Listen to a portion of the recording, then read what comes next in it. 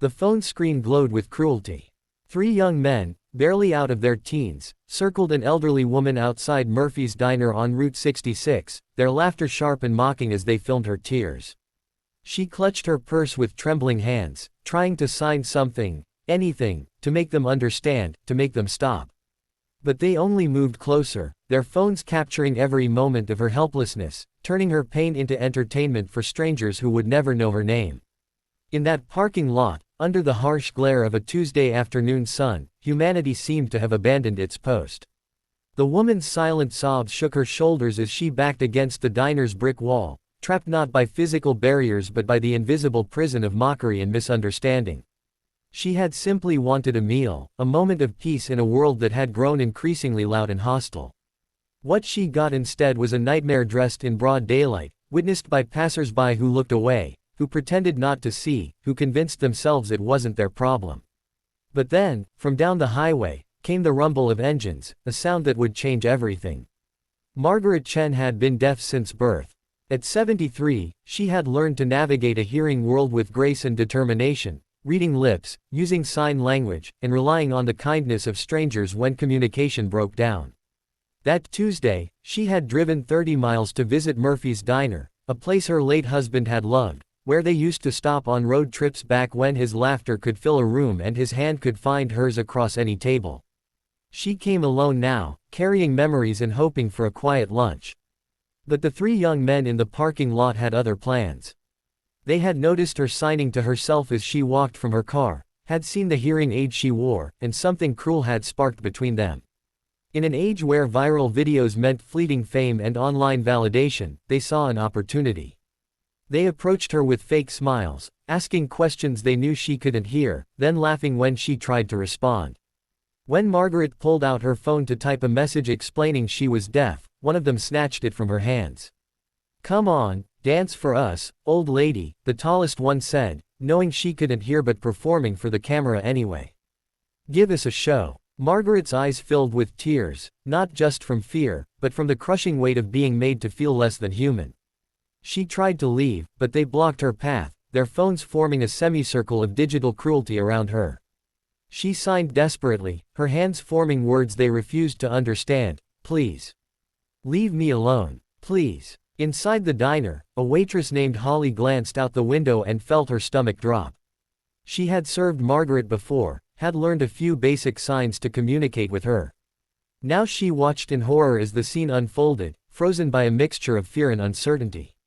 She reached for the phone to call the police, her hands shaking. But before she could dial, the rumble grew louder. 7 motorcycles pulled into the parking lot, their chrome gleaming in the sunlight. The riders were members of the Rolling Thunder chapter, a veteran motorcycle club that advocated for POW/MIA awareness and, more quietly, looked out for the vulnerable in their community. Their leader, a man named Marcus Washington, a former Marine with silver threading through his beard, cut his engine and took in the scene with eyes that had witnessed too much cruelty in foreign lands to tolerate it on home soil. "Boys," Marcus said, his voice carrying a weight that made the young men turn. "I think you've got about 5 seconds to return that lady's phone and apologize." The tallest one, whose name was Tyler, laughed nervously. "Dude, we're just having fun." "It's not." 4 seconds, Marcus interrupted, dismounting his bike. Behind him, 6 other bikers did the same, forming a wall of leather and conviction. The phone stopped recording. The laughter died. Tyler glanced at his friends, then back at the bikers, and suddenly the math was simple. He shoved Margaret's phone toward her, mumbling something that might have been an apology, and the 3 of them hurried to their car, peeling out of the parking lot with squealing tires and fragile egos. Marcus approached Margaret slowly, his hands raised and open. He pointed to himself, then made a simple sign, one he had learned during a deployment where he worked with an interpreter, "Friend." Then he signed, "Safe," his movements careful and deliberate. Margaret's tears changed character, shifting from fear to relief. She signed back, her hands trembling, "Thank you. Thank you so much." One of the other bikers, a woman named Diane who had served in the army and learned ASL to communicate with her deaf nephew, came forward. Her signs were more fluent, more complex. She asked if Margaret was hurt, if she needed anything, if they could help. The conversation flowed between them while the others stood guard, making sure those boys didn't circle back with reinforcements or second thoughts. Holly finally emerged from the diner, bringing water and still apologizing for not acting sooner. "I was calling the police," she explained, and Diane translated. Margaret signed something that made Diane smile. She says she understands. Fear is natural, but gratitude is louder than fear should ever be.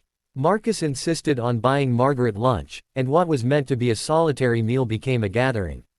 The bikers sat around a long table in Murphy's diner, communicating through a mixture of Diane's translation, written notes on napkins, and the universal language of shared food and genuine smiles.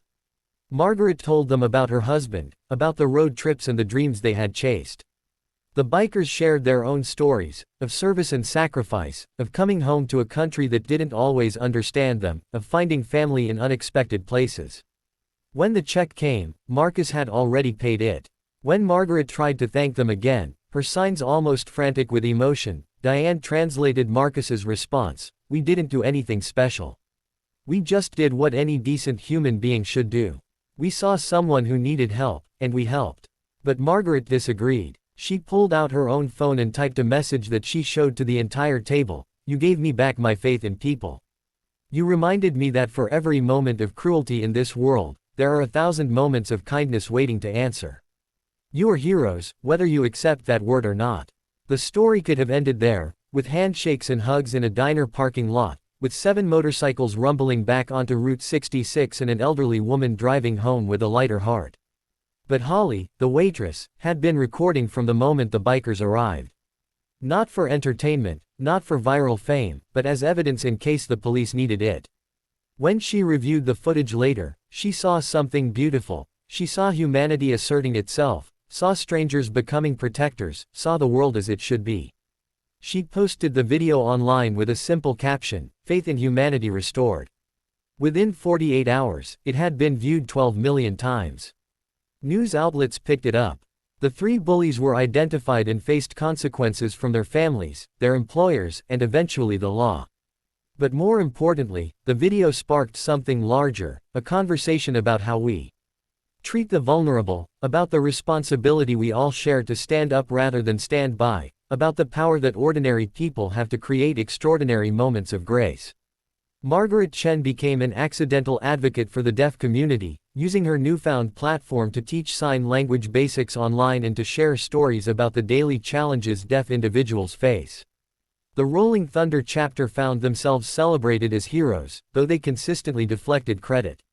"We're not heroes," Marcus told a local news station. "Heroes are people who see something wrong and do something about it, even when it's hard. That's everyone's job, not just ours." The truth is simpler and more profound than any viral video could capture. On that Tuesday afternoon in a diner parking lot, 7 bikers didn't save an elderly woman's life in any dramatic sense. They saved something equally important: her dignity, her faith, her belief that goodness still exists in the margins and the main roads of American life.